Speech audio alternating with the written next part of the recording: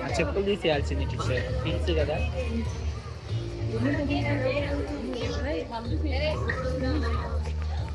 తీసే టీచర్ అందరు కనపడుతుంది.